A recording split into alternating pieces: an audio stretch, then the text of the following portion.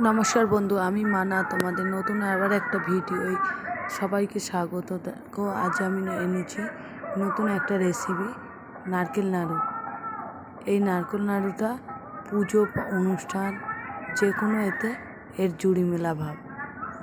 এই নারকেল নাড়ুটা আমি চিনির বানিয়েছি, দেখতে দেখো কতটা সুন্দর হয়েছে, খুব একদম ধপধপে সাদা।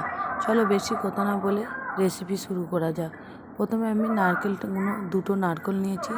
দুটো নারকেলকে ভালো করে ছাড়িয়ে ধুয়ে নিয়েছি, ধুয়ে এবং আমি কুড়ে নেব। এই একটা কুড়ুনি বটিতে নারকেলগুলোকে আমি কুড়ে নিয়েছি। দেখো নারকেলগুলো কুড়া হয়ে গেছে। এবারে আমি রেসিপিতে চলে যাব।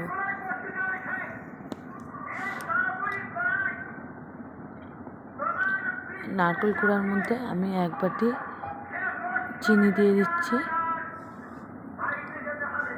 আর তার সঙ্গে দিয়ে দিচ্ছি দুটো এলাচ। দিয়ে আমি ভালো করে চটকে চটকে মাখিয়ে নেব।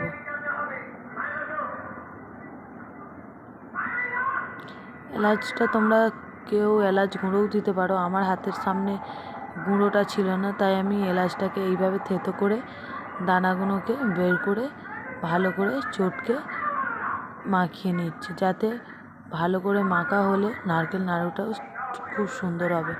ওই পাত্রটাই আমার কুলাচ্ছিল না, তাই আমি কোড়াটাই করব, তাই কোড়াটাতেই মাখিয়ে নিচ্ছি। দেখো মাখিয়ে মাখিয়ে আমার অনেকটাই জল বেরিয়ে এসছে। এবার এই জলটাতেই আমি পুরো নারকেল নাড়ুটা করব। এতে কোনো জল দুধ কিছুই ব্যবহার করব না।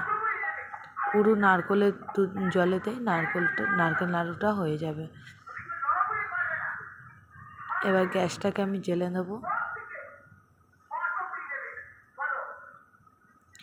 গ্যাসের ফ্লেমটা এই সময় একদম আস্তেই রাখতে হবে, জোরে বাড়িয়ে দিলে লাল হয়ে যাবে।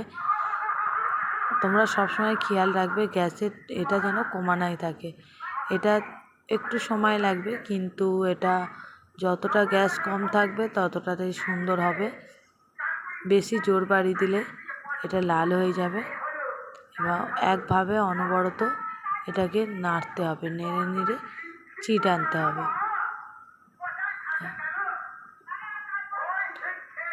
আমার অনেকটাই চিট এসে গেছে, দেখো।